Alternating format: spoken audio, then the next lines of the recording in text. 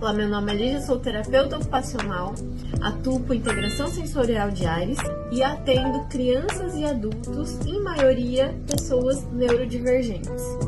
Eu vou começar aqui pelo início, que são coisas que eu acho extremamente importantes para caminharem junto com as intervenções de integração sensorial de Ares.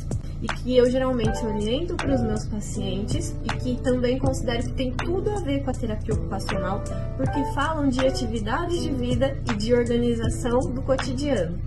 Eu vou começar essa lista pelas coisas que eu considero menos importantes até as mais importantes. Então fiquem aqui até o final para vocês saberem de tudo. A primeira é mais uma dica.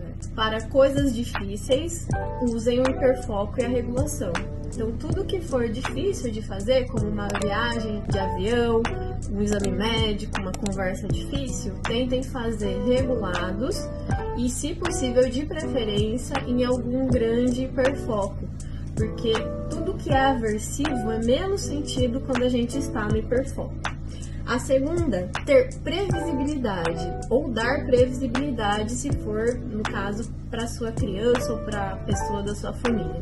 Então, você usar sempre da previsibilidade. Pode ser pistas visuais de alguma coisa diferente que vai acontecer, pode ser um novo restaurante, olhar ele antes nas redes sociais, pesquisar a viagem que vai fazer no YouTube, em outros meios pela internet, porque tudo que não é previsível tende também a desregular. E quando começa a aparecer aquele sentimento de irritabilidade, a rigidez fica maior, nada tá bom, muita frustração, isso é sinal de sobrecarga, sinal de que a crise tá vindo. Nesses momentos é interessante buscar hiperfocos menores, hiperfocos relaxantes, aqueles hiperfocos que são como hobbies.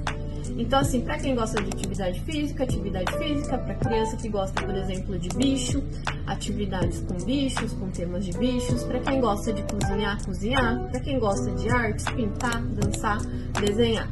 Coisas que você goste de fazer que relaxe. Só não oriento filmes de terror, nem videogame, porque acabam aumentando o estado de estresse, de alerta, de tensão. Tem que ser coisas que relaxem e é importante priorizar isso, por mais que tenham muitas coisas, muitas tarefas ainda a serem executadas no dia, porque se permitir regular é ganhar tempo depois. Em crise ninguém funciona.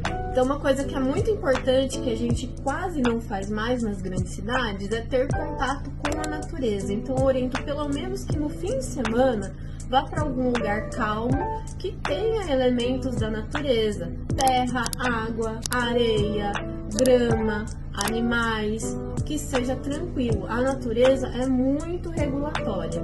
Outra coisa também importante é flexibilizar pequenas coisas e manter as coisas importantes numa rotina. Então, o que isso significa? Flexibilizar pequenas coisas como, por exemplo, se não desregular, fazer um caminho diferente, subir por um elevador diferente, usar um copo, um prato, um utensílio diferente e manter coisas que são importantes, como o meu horário de dormir, de acordar, das minhas refeições, das atividades que eu faço no meu dia a dia, sempre iguais dentro de uma rotina, mesmo no fim de semana. Porque a rotina também regula, mas é importante a flexibilização, principalmente a gente considerando a possibilidade futura de demências, que são muito comuns em pessoas neurodivergentes. E agora os últimos 4 que eu considero mais importantes.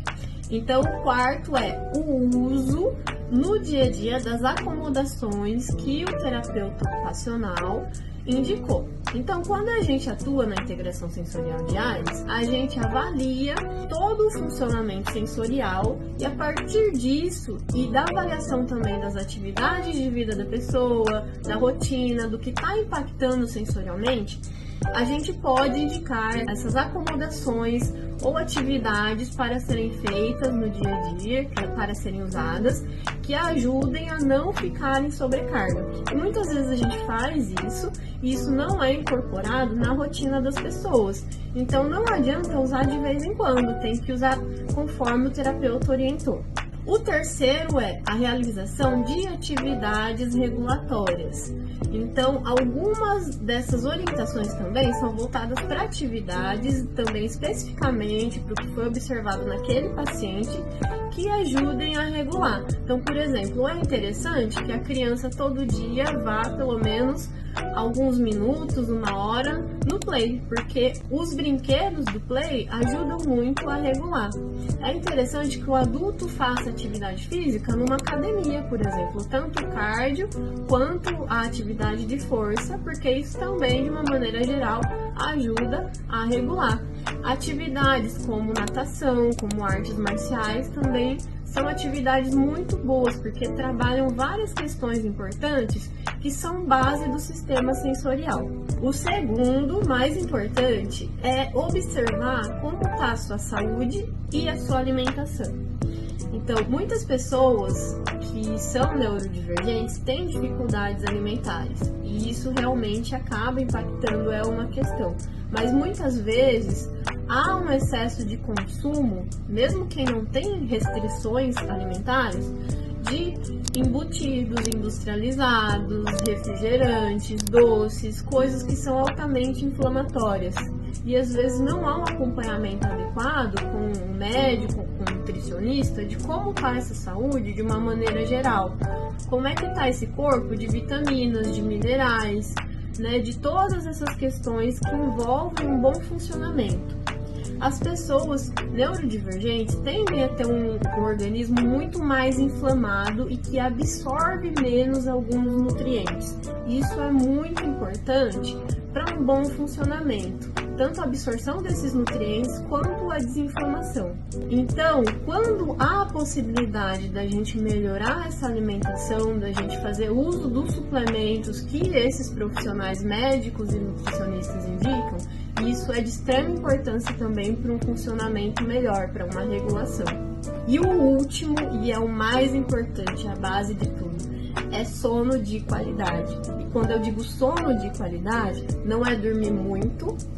Se eu durmo e eu tenho, às vezes, sonambulismo, eu acordo em várias horas, eu continuo acordando cansado. É um sono com qualidade. Se o seu sono não é de qualidade, é importante verificar se há algo que possa ser feito nesse sentido.